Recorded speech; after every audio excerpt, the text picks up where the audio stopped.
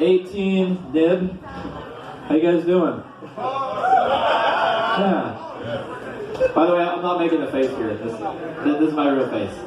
I was born with a facial deformity as a kid. So don't make fun of it. No, we're not here to laugh at me. We're here to laugh at other people, at dumb people. So yeah, I'm making a face right now. But on the other hand, deformed babies are pretty funny. Let's admit that. I mean, like, come on, you're not even born 2 seconds. Like, oh, you already got shit to deal with now. No, it's okay. I can say that stuff. The deformity runs in my family. My cousin was born with a deformed penis. Yeah, the doctors were amazed. They thought they discovered a third gender. That didn't work out. So I was at work the other day, and I work at a store with a bunch of ladies. See, the thing is, like, these ladies are all like twice my size, but since I'm the only male there, they're like, Gordon, can you help me lift this paper towel here? I'm like, fine. So I just stay away from them typically. And one time someone came up to me and they're like, oh, Maria just came in. I hate her. I'm like, okay, here we go. Like, her hair is wet. She never washes her hands. She watches BET and she's only half black. And I'm like, And then she did something weird that most people don't do when they talk to me. She noticed that I didn't care. And she was like, oh, you don't care, do you? I'm like, no, not really. She's like, how rude, and it storms off. I'm like, well, wait a minute. How am I the rude one? You come up talking shit about somebody, a good, loyal coworker, and then I'm rude because I don't want to hear your negative gossip? It's ridiculous. You know, I hate negativity, guys. I am such an optimist. I hate negativity. If it's anything I'm negative towards, it's negativity. I'm lying. Okay, I'm lying. I'm not very much of an optimist at all. I'm only an optimist when it benefits me. See, like, my kitchen's a mess at home. I'm gonna go home, there's gonna be food and dishes piled up in the sink. I'm gonna look at it and just be like, oh, it looks good to me. I see the dishwasher as half full. Looks clean to me. Yeah, so, yeah, my girlfriend said I'm a misogynist. She did. She says I give really good massages. Yeah. So, I don't know what you guys have been doing over quarantine, but you guys been watching Hamilton? Yeah, I saw Hamilton. That was pretty fun. Makes you learn about a lot of really messed up history that's happened in the past. A lot of it very unfair. Did you know that slaves were only worth 3/5 of a white man back then?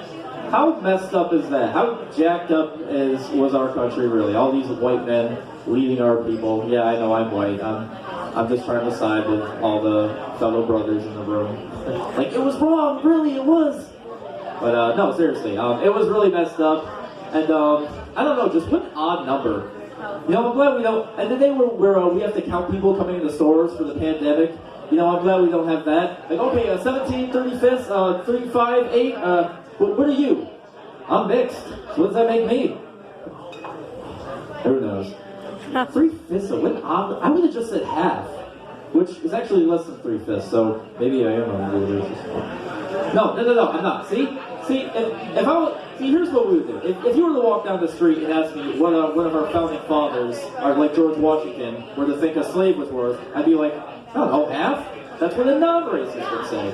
If you ask someone like George Washington or our founding fathers, you'd be like, hey, how much is a slave worth? Approximately 3/5 of a white man. Like, how do you come to that? Like, that is way too accurate. You know, they think about this for way too long. When they have their racism down to a science, 3/5.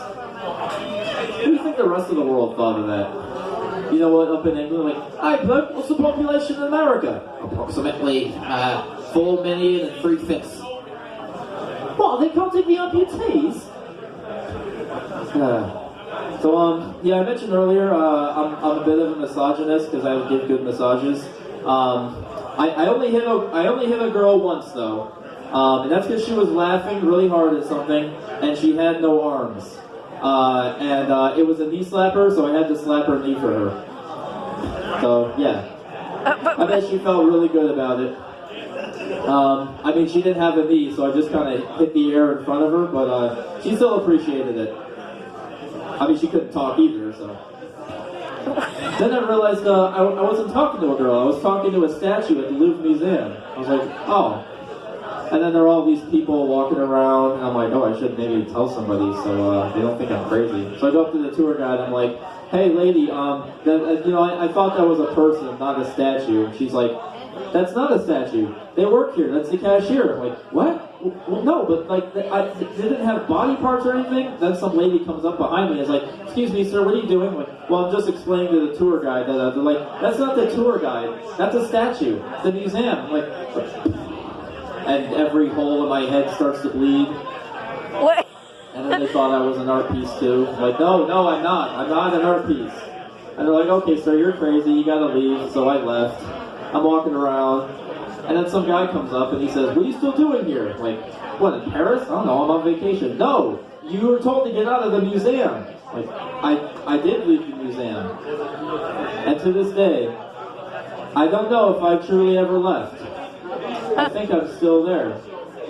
Are you still in the museum? That was so nice. Alright, that's my time.